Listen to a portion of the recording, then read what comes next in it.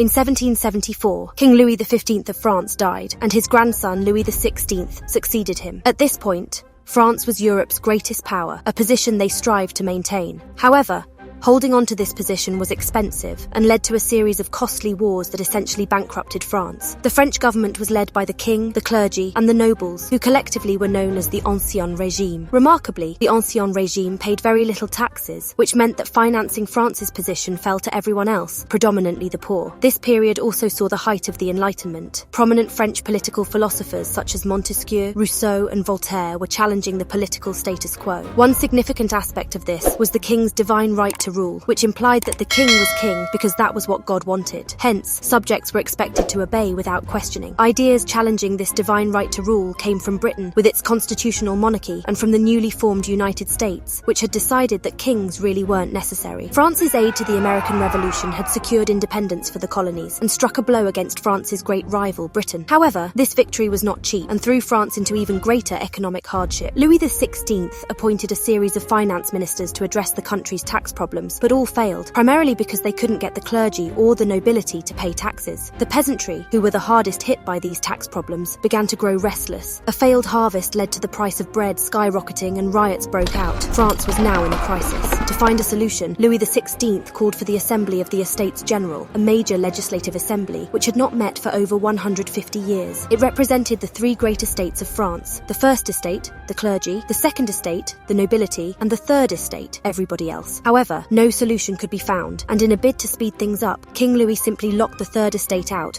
because they were the ones who wanted change. The third estate then gathered in a nearby tennis court, where they swore to continue meeting until a new constitution was established. Unsurprisingly, King Louis opposed all of this, but the people were much more supportive, formed the National Guard to protect the Third Estate, now called the National Assembly, against violent retaliation. To do so, they famously stormed the Bastille to free prisoners, but mostly to get guns. The National Assembly, now called the National Constituent Assembly, issued the Declaration of the Rights of Man and Citizen, which established the rights of the French people. What makes this so important is that these rights came from the people, not from the king or God. The bread situation did not improve. As such, more riots broke out. A rumour started that the royal family was hoarding food, and as such, rioters, mostly women, marched on the Palace of Versailles. After a standoff and some violence, the king and his Austrian wife, the disdained Marie Antoinette, agreed to return to Paris, where they'd be closer to the people. The revolutionaries started to punish the clergy and the nobles. The church could no longer levy taxes, and the revolutionaries also introduced a non-religious calendar. Many nobles fled to neighbouring countries and had their lands and wealth confiscated. These revolutionaries should not be seen as unified. However, they had different ideas on what France should be. Most revolutionaries, such as the Marquis de Lafayette, wanted to keep the monarchy, but the Jacobins, led by Maximilien Robespierre, wanted its complete abolition. After 2 years back in the capital with much less power, Louis decided to flee to the protection of his brother-in-law, Holy Roman Emperor Leopold II. The royal family was recognised on the way and sent back to Paris, where they were seen as enemies of the revolution, which they were. Louis and his wife's close ties with Austria meant that the revolutionaries were becoming concerned with external threats. To make matters worse, the Austrians and Prussians issued the Declaration of Pillnitz, which gave their support to Louis against the revolution. This declaration was used as a pretext for war, although Robespierre opposed it. In April 1792,